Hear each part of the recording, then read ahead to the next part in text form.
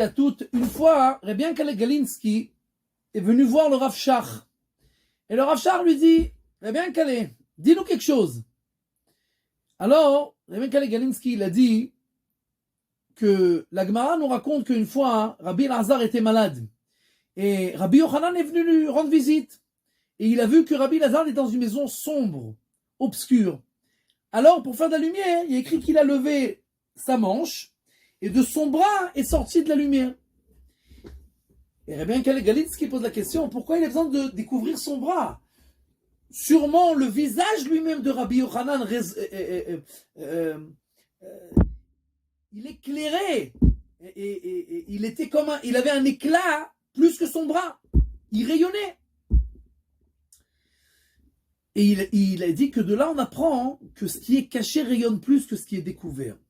C'est-à-dire que ce que l'on fait quand on est d'une manière voilée, pas aux yeux de tout le monde, en se montrant, c'est beaucoup plus apprécié et ça rayonne plus aux yeux d'Akadosh Baruch Hu que tous les actes que l'on fait devant tout le monde.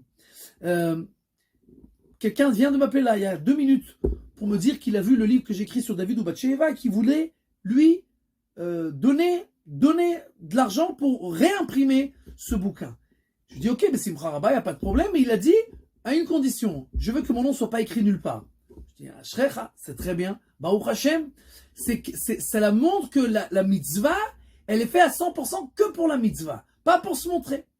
Et on apprend ça dans la paracha. Dans la paracha de la semaine, il y a écrit que Aaron HaKohen, il voit les Nessiim qui font la Chanoukat HaMishkan. La Chanoukat HaMishkan, c'est l'inauguration du tabernacle.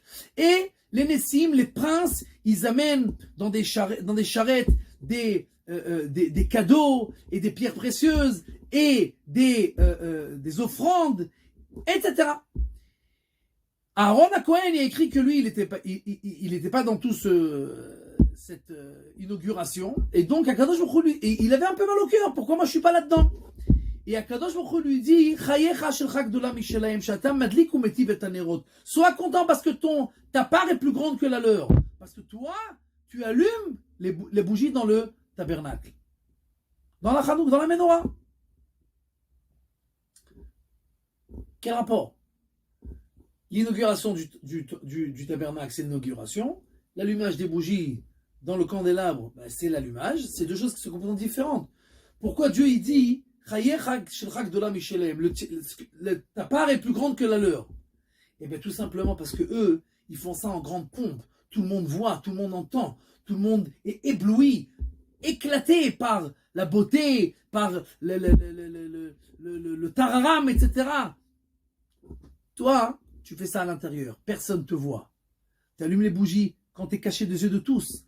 Sache qu'à mes yeux, ça éclaire beaucoup plus. Pas seulement d'un point de vue technique que ça éclaire, mais d'un point de vue que c'est caché. Quand un homme il fait des mitzvot en se cachant, entre guillemets, c'est-à-dire en faisant ça pour Akadosh Baruch Hu, alors d'abord ça donne beaucoup plus de signification à chaque acte qu'il fait. C'est pas parce que j'ai envie de me faire voir, mais c'est parce que je suis conscient et je comprends ce que je fais, c'est quoi l'importance de ce que je fais. Et alors ça prend une ampleur qui